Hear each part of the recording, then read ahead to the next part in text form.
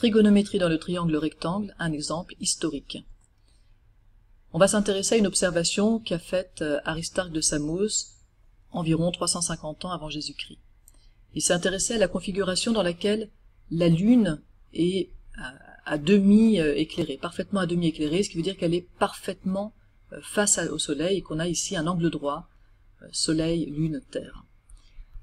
Dans cette configuration, on a un triangle rectangle. Nous, on peut appliquer nos formules de trigonométrie modernes. Pour Aristarque de Samos, c'était un peu plus compliqué, mais en gros, c'était le même principe.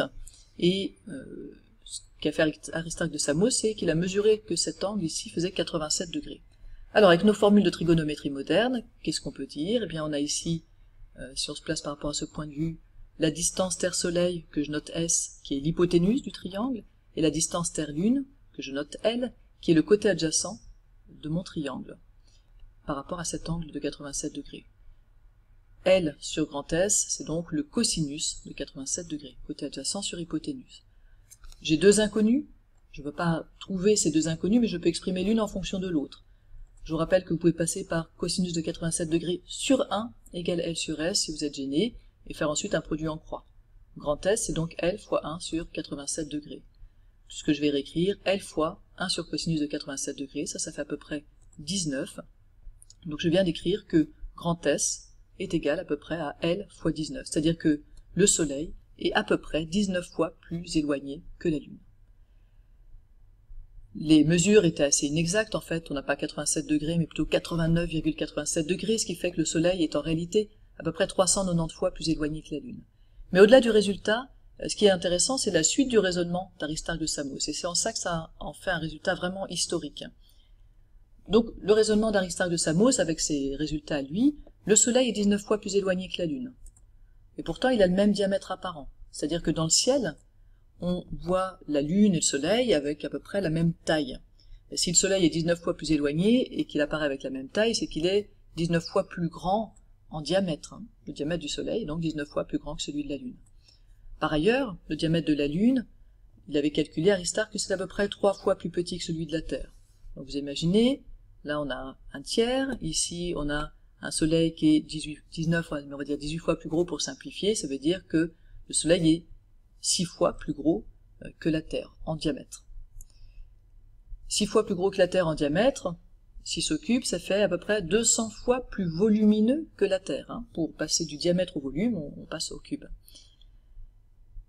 Et puis, qu'est-ce que se dit Aristarque de Samos à ce niveau-là? C'est que si le Soleil est 200 fois plus volumineux que la Terre, il n'y a aucune raison que ce soit lui qui tourne autour de la Terre, mais plutôt que ce soit la Terre qui tourne autour du Soleil.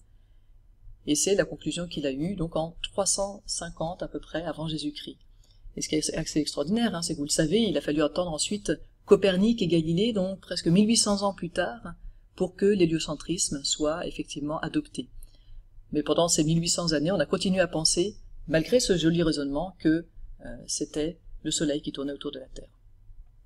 Je fais les petites corrections qui s'imposent. En réalité, le Soleil, on l'a vu, est 390 fois plus éloigné que la Lune. Ce qui fait... Et puis en réalité aussi, la Lune... Alors c'était pas trop mauvais, le résultat d'Aristarque de Samos. Il pensait que la Lune était 3 fois plus petite. En réalité, elle est 3,7 fois plus petite que la Terre en diamètre. Ce qui fait que le diamètre du Soleil est à peu près 109 fois celui de la Terre et que le Soleil est à peu près 1,3 million de fois plus volumineux que la Terre. Alors, quelques compléments qui n'ont plus vraiment à voir avec la trigonométrie. Donc pour ceux qui s'intéressent juste à la partie trigonométrie, vous pouvez vous arrêter là. D'abord, vous êtes peut-être posé la question de comment Aristarque de Samos a mesuré cet angle-là de 87 degrés.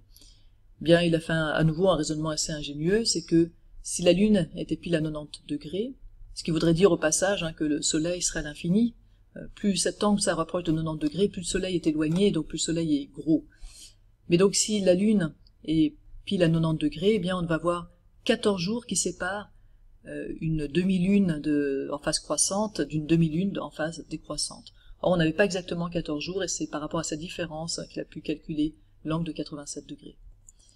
Ensuite, comment Aristarque de Samos a comparé le diamètre de la Lune à celui de la Terre? J'ai dit qu'il avait trouvé que la Lune est à peu près 3 fois plus petite que la Terre en diamètre. Pour ça, il a raisonné sur les éclipses de Lune. Il a regardé combien de temps durait une éclipse de Lune, à peu près 2 heures. Il savait aussi que la Lune mettait à peu près 1 heure pour parcourir l'équivalent de son diamètre dans le ciel. et avec ça il a pu en déduire que la Lune était à peu près en diamètre 3 fois plus petite que la Terre. Troisième question, quels arguments ont été opposés à Aristarque de Samos? Son argument, il est assez convaincant. Comment ça se fait qu'il n'est pas convaincu? Eh bien, premier élément de réponse, Aristote disait que le Soleil était un élément de feu, que le feu c'était beaucoup moins dense que la matière de la Terre, et que donc le Soleil était beaucoup plus léger en réalité que la Terre, même s'il était plus volumineux. Et donc il pouvait effectivement bien tourner autour de la Terre, ça posait pas de problème. Et puis le deuxième type d'argument, c'était que si la Terre tournait effectivement autour du Soleil, vous voyez le Soleil à peu près comme quelque chose de fixe dans le ciel, alors on devrait voir les étoiles tourner de la même manière qu'on voit le Soleil tourner dans le ciel. Or ça, on l'observait pas. C'est ce qu'on appelle la parallaxe.